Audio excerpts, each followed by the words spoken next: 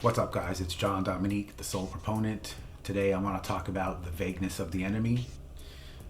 But before I move on any further, I want to provide a little bit of a disclaimer that I'm not trying to bash any type of religion here or anything like that.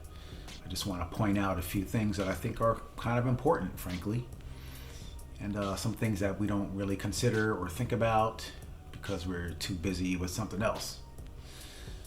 But traditional Christianity, the conventional way that Christians practice and their doctrines and their thoughts, their ideas, basically there's some flaws. And I can kind of point out a few of them. There's lack of self-worth. There's like very little justice to be had in Christianity. It doesn't account for unconscious forces like peer pressure. But the one flaw that I want to talk about today is the vagueness of the enemy. Jesus is the hero, quote unquote, of the Bible. He comes, sacrifices his life, and defeats the enemy. The question is, what is the enemy? It's like, it's death, or it's the government, or some other very vague entity. And I want to say or propose that maybe the reason it's vague is because nobody understands. Nobody really knows what the enemy is. And it's kind of difficult to have a religion or any type of story without like an antagonist or an enemy that goes against Jesus. Like, okay, they say it's the devil, but Jesus comes into the world incarnated as a human being. But the enemy, the devil's nowhere to be found. So what is this enemy? Where is it? How do we identify it? Why isn't it identified clearly anywhere? Really, to be honest with you, if you look at it, especially in Christianity, it's just like a big gaping hole there that nobody really understands. Nobody can point their finger to it or say what it is. And that's a huge problem, because without knowing the enemy, we can't really know God, basically. In my view, based on my spiritual awakening, I've come to understand that the enemy is a part of us. If each one of us, basically our attachments to the ego identity, our need to be a person, and the intensity of that attachment is basically what the enemy is. And we won't realize how badly this enemy has us in his grip until we try to do spiritual awakening and try to free ourselves from it. We'll see just how bad of a situation it is, because the attachment and the grip is so tight. There's like very little chance for us to free ourselves. There's no liberation. And we can kind of pretend that it's okay. We can try to overcompensate by trying to believe in Jesus even harder, which is what I did when I was a Catholic, when I was a Christian. And I thought it worked for a while, and that's all I had. I had nothing else, and if I were to let go of that, it would make things worse. So it's a conundrum. It's a dilemma, caught in a catch-22. We're trying to hang on to our beliefs in Jesus and trying to get to heaven. We have all these ideas about what we're trying to do and what's good. And the more we hang on to what we think is good, the more we try, the more effort we put in, the worse we get, the further away we get from the truth that will set us free. And without understanding and seeing that the enemy is a part of us, it's the part of us that wants to attach, that wants to believe as hard as it can, as intensely as it can, and it doesn't want to let go of who it thinks it is. And this whole structure of identity and personhood, without seeing that, we're just continuing to make things worse, basically, without knowing it.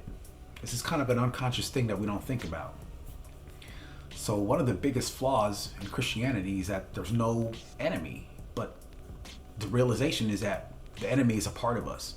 We each have to deal with this enemy because our enemy, our individual identity is extracted from the collective identity, from the group identity. So it's like an amalgamation or an accumulation or like a group structure of the ego identity, where we get our own identity from, because we get our identity from our parents who hand it down to their children, and it goes back and back, and it gets kind of feeds on itself. It's like a feedback loop. It gets stronger as it goes through generations.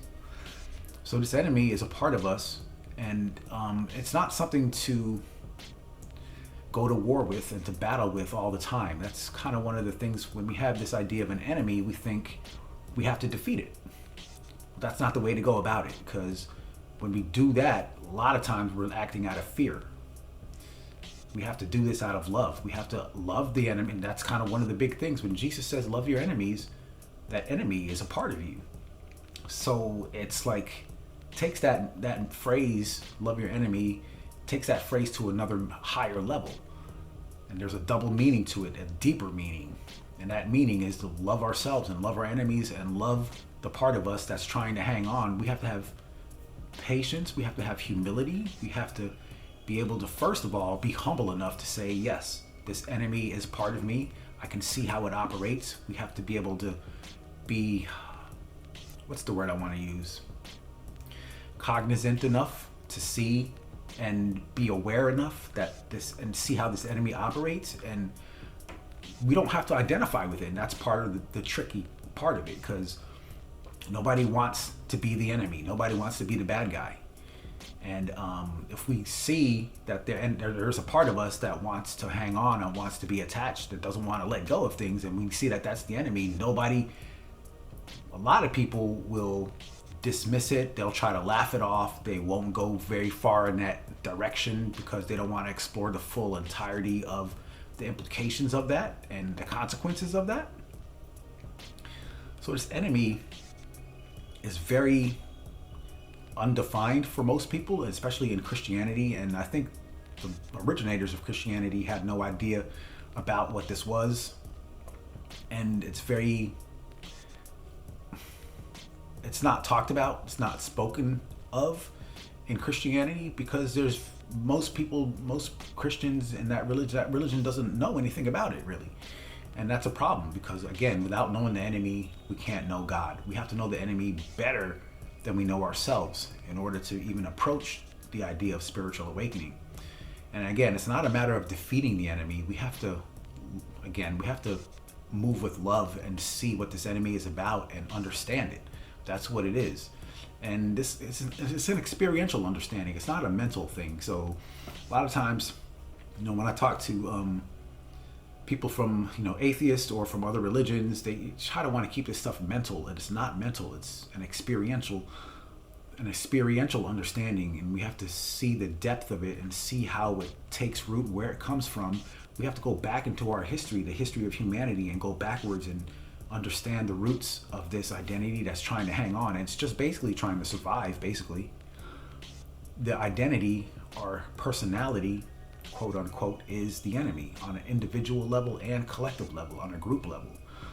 And this is important, because if we don't understand this and see this, our spiritual work won't go anywhere. We'll just continue the status quo, and that might be okay for some people, but for those who really want to develop and grow and see what the truth of reality is, we have to get past that. So these restrictions and these limitations of not being able to liberate ourselves to feel the freedom of the truth of reality is because of this enemy and our attachment to it. So Christianity doesn't have any type of room for this type of talk. There's nowhere to if you go to a priest and ask a priest, or anybody who's involved in any one of these common religions out here, there's nothing about it.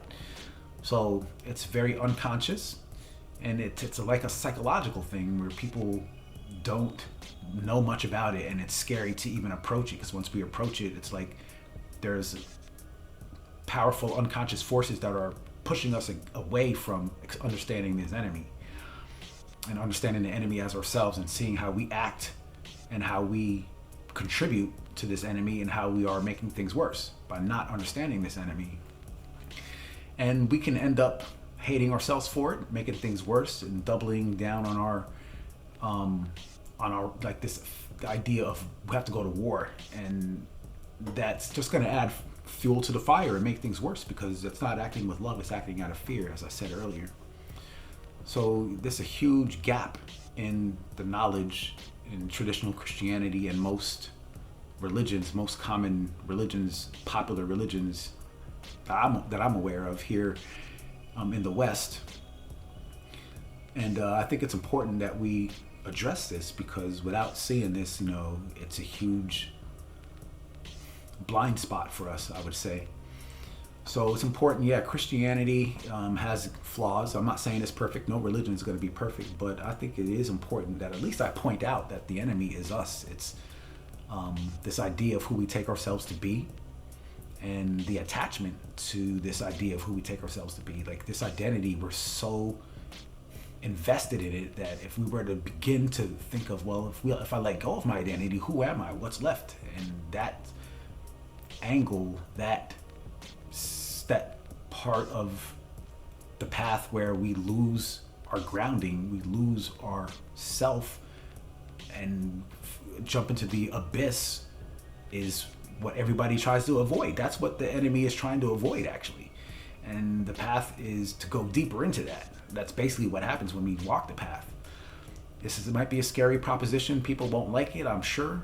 But, I think this is important that we shed light on what's happening, because without this, we're doomed. And I don't want humanity to be doomed. I want people to know and understand with love and to act according to the information that they know, and not just try to sweep it under the rug. So, I'm here for this information to benefit somebody in the future, now or in the future, or whatever. Just let me know if you have any comments, questions, or suggestions. I'm here to assist. John Dominique, the Soul Proponent. Peace.